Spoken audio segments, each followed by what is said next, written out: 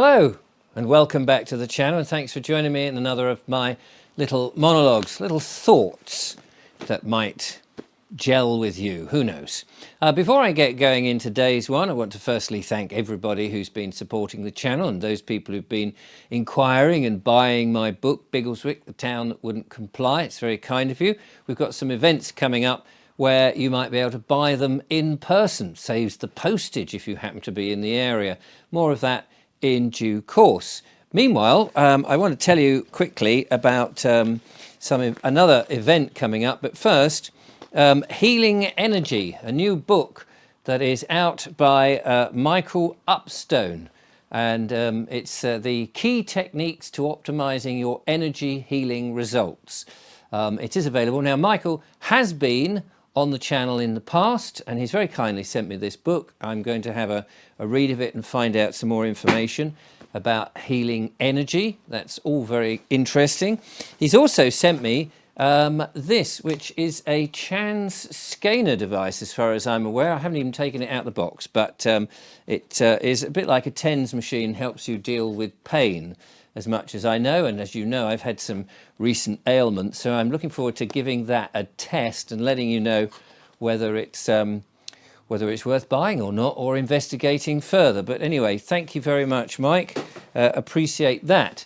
In the meantime, talking about healing energy, there's an event coming up in March from the 23rd to the 27th of March in Cheshire. You may remember we've attended the Barbara O'Neill events up in Scotland and in Cheshire. Well, this one is with Dr. Brian Ardis and Dr. Sarah Myhill and a host of other speakers, all arranged by the goodfoodproject.co.uk, a great website if you want to buy some good organic food. And this is Healing Frequencies and Natural Therapies Summit. It's in Cranage in Cheshire, and you may want to go and investigate that. I will be talking to Steve and Jane, who will be running it, in another video coming up, and you'll find out more information. But I just wanted to give them a bit of a plug so that you know that it's there, just so if you're into the healing energies or you're inquiring about that sort of thing, it may pique your interest. Now, back to the main subject of today's video. I was down at Charlie's Farm Shop, which is near us in Bury in West Sussex, buying some lovely meat. And one of the butchers turned round to me and he said, "Oh, have you heard? The voting, the elections, and you can vote for the elections. It's back." I said, "What do you mean it's back? I didn't know it had been gone away." He said, "What? What do you mean you don't know it's gone away?" And I said, "Well, I haven't really been keeping up with the news and stuff." And he said, "Well, it's back." So he said they were going to get rid of local elections. Now, at first I thought he meant just in that area. Now, I don't live in that area. We, Julia and I, make a special journey to go there because the quality of the food is superb. But of course, I assumed afterwards, well, in fact, Julia said, I suggest he's referring to all the local elections. Now, in my book, Biggleswick, The Town That Wouldn't Comply, I was aware that the local elections were being stopped, or at least that was the plan. I didn't know it had happened, because they want to bring in these super mayors. Is it a plane? Is it a bird? Nope. It's the super mayors who would be making all the decisions for you without you getting involved. Isn't that nice? A bit like, you know, in London with Sadiq Khan bringing in all that ULEZ stuff and no one really being able to stop it, apart from those lovely chaps who managed to sort of, the Blade Runners, you know, who managed to sort of cut the cameras down. Very nice, doing a good service, and well done to them. Anyway, it struck me, I said to him, "But I don't watch the television. I don't keep up with the news because I don't want to be scared by it all. I don't want to worry about it, and I don't want to get myself stressed." Imagine if you'd been stressed by being excised or exercised, whichever way you want to explain it, that the local elections were not happening and getting all worried, and then discovering, oh, actually, they're back now, we're going to have them. And all that stress and being upset and all of those things. Well, Julia and I haven't had to worry about that because we've basically been in our own little bubble, in our own little world, dealing with Biggleswick Farm. And you can see that on the English couple. We're back, by the way. If you haven't been following, it's Julia and I on the land. We've decided to take some responsibility for ourselves. And while we do support local farm shops as much as we can, and we ignore the processed food, the vitamin deficient, the mineral empty food that you get from supermarkets, we also want to know exactly where the provenance of food is. And if we can grow it ourselves on our own bit of land, so much the better. And if we're able to inspire others who may be on that verge of buying a bit and thinking, actually, wouldn't it be nice to do that? Or planting in their back garden, or taking on an allotment, or helping on other people's bits of land, then you can get a share in good quality food because you know exactly how it's grown and you know that the minerals and the vitamins are in it. And of course, other farms will have animals, livestock, and all the other products that you get from it. They may be making dairy products and all sorts of bits and pieces. And so, of course, I think, and this is something that I've been pushing on this channel, is that we need more farmers, small-scale farmers, and thousands of them. Because you know, trying to do being self-sufficient on your own is very difficult. But if you have a network of different people, then you can perhaps, the surplus that you've grown, you can swap and share and get good quality food. And food, of course, is medicine. So you don't want to get stressed and upset and exercised by those things that are happening in the world that you can do nothing about.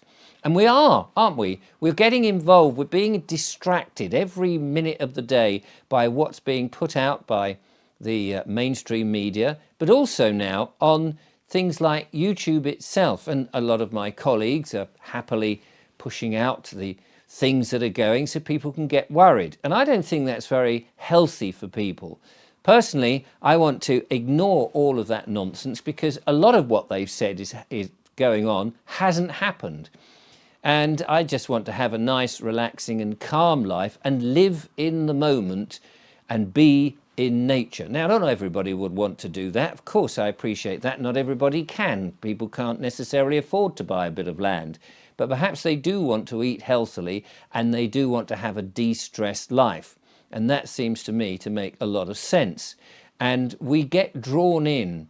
I've heard of this thing called doom scrolling, where people are on their phones being blasted by magnetic frequencies as they're staring at a tablet, the Black Mirror devices as they're called, just scrolling endlessly and not really being productive and sucking in all this sort of negative energy from the things that usually amuse people or at least hold their attention, and that's often bad news. Instead of looking at good news stories and thinking, oh, that's brilliant, look at that, that's a success, that's a success. The image that you have of the world is that it's all going to hell in a handcart and things are wrong. And we get that sort of impression that every other house, somebody's being evicted, that every other house in the land, there's bailiffs banging on the door or there's police acting terribly. Now, we know that goes on. I know that goes on. We know the council are operating like the mafia and trying to get money out of you left, right and centre for all sorts of things. But do we need to continually have that imprinting on our minds?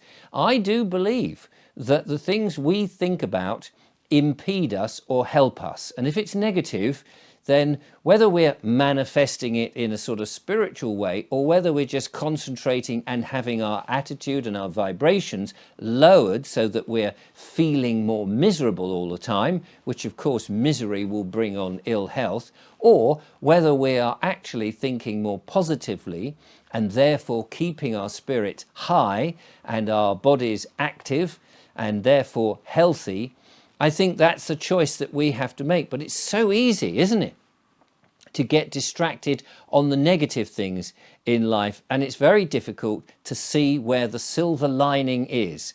It's hard enough with them spraying the skies, for example, and blocking out the sun and coming up with their ridiculous 17 sustainable goals to keep the planet from imploding and going up. And of course, by the way, it's all your fault for using too much CO2. And we know, of course, CO2 is the gas of life. We need more CO2 so that plants grow. And as now moving into the farming area, albeit in our little infinitesimal way with our tiny little bit of land, Julia and I are understanding how important the CO2 is. So we want to stay absolutely positive and focused on the things that we want, rather than being distracted and taken away from our lifestyle and our optimism by those things that seem on YouTube and other platforms, and of course the mainstream media, as bad. And don't forget, AI is now so prevalent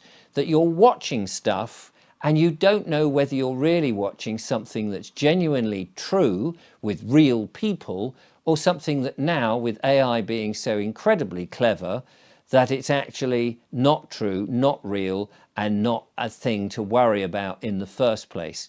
So I tend to put my phone down. I tend not to look at those things. I tend to concentrate as best I can on the positive things in life and leave the news and the boring bad stories and the evil stuff to others. If they want to worry about it, let them worry about it. And as my mum used to say to me very often, don't worry about it, Richard.